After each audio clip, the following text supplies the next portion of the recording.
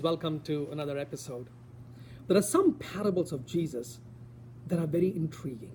And what I mean by that is that they raise more questions than answer them for us. When you go to church this Sunday, you will hear one of these very intriguing parables. And it's the parable of this king who threw a feast at his son's wedding. Now, the people who were originally invited to the feast did not show up. So the king burned and destroyed their city. Instead, he sent his servants to the streets and he said, "Go invite whoever you find." And many people came to the wedding. And then the king discovered that there was one person at the wedding who came without a wedding garment. And the king threw him out of the feast into the darkness. Now, I don't know about you, but when I read this parable, I actually feel bad for this guy. In fact, I think he comes out looking better than the king. So why did the king throw him out? What's the meaning of this parable?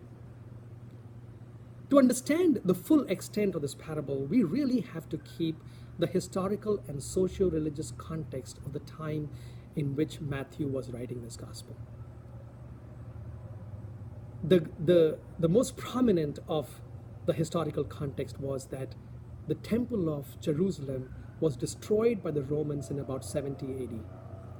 The destruction of the city that we hear about in the parable is meant to reflect that destruction.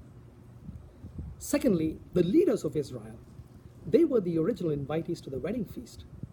And God expected them to accept the invitation that Jesus was giving them, but they did not. And so the invitation goes to everybody else. Many people then heard the call of Jesus and accepted the gospel. But then if these were the people who came to the wedding, why was the person without the wedding garment thrown out? The key to understanding the meaning of this parable is the fact that it was the wedding feast to which people were invited. See, a wedding is a celebration of love.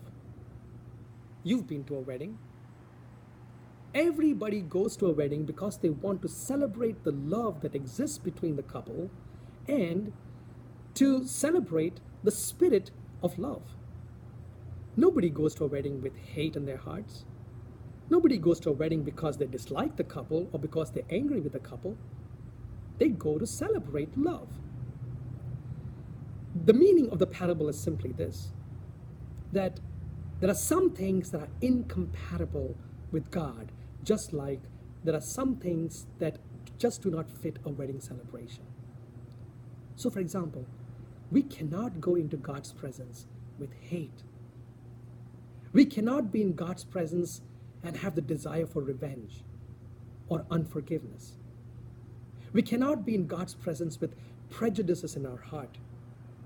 We cannot be in God's presence as selfish, self-centered people. That is contrary to the spirit of eternity and heaven. We cannot come into God's presence and say, "Dear God, I love you, but I do not love all these people because they're not like me." We cannot come into God's presence and say, "Dear God, I love you, but I cannot forgive that person." There are some things that are simply incompatible with God.